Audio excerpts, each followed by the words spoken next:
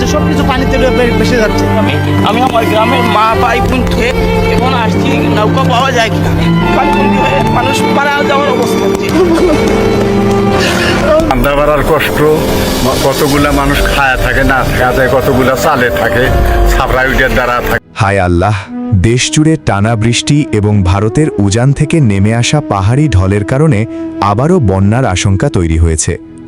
বিশেষ করে উত্তর পূর্ব, পূর্ব, দক্ষিণ এবং পূর্ব ও উত্তরাঞ্চলের বেশ কয়েকটি জেলার মানুষকে সতর্ক থাকতে বলা হয়েছে।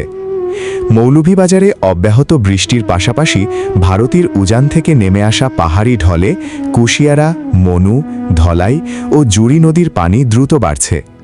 যদিও এখন পর্যন্ত এসব নদীর পানি বিপদসীমার নিচ দিয়ে প্রবাহিত হচ্ছে, তবে বৃষ্টি অব্যাহত থাকলে পরিস্থিতি দ্রুত বদলে যেতে পারে বলে আশঙ্কা করছেন সংশ্লিষ্টরা।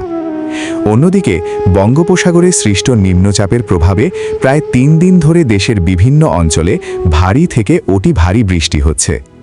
কোথাও কোথাও গত 24 ঘন্টায় বৃষ্টিপাতের পরিমাণ 200 মিলিমিটারের বেশি রেকর্ড করা হয়েছে। সবচেয়ে বেশি বৃষ্টি হয়েছে চট্টগ্রামে, যেখানে মাত্র 24 ঘন্টায় 394 মিলিমিটার বৃষ্টিপাত হয়েছে। বন্যা পূর্বাভাস ও সতর্কীকরণ কেন্দ্র জানিয়েছে, আগামী 24 থেকে 72 ঘন্টায় ভারী বৃষ্টির কারণে দেশের কয়েকটি গুরুত্বপূর্ণ নদীর পানি দ্রুত বৃদ্ধি পেতে পারে।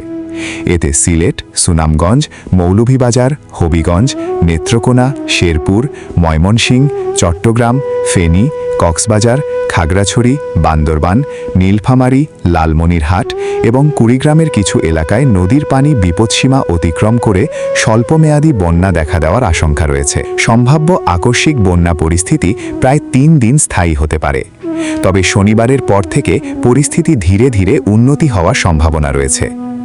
বর্তমানে দেশের সব প্রধান নদীর পানি এখনও বিপদসীমার নিচে রয়েছে, তবে গত 24 ঘন্টায় চট্টগ্রাম বিভাগে অতি ভারী, সিলেট এবং বরিশাল বিভাগে ভারী থেকে অতি ভারী বৃষ্টিপাত হয়েছে। একই সময়ে ভারতের মেঘালয়, ত্রিপুরা সহ উজান এলাকাতেও ব্যাপক বৃষ্টি হয়েছে, যার প্রভাব বাংলাদেশের নদ নদীতেও পড়ছে।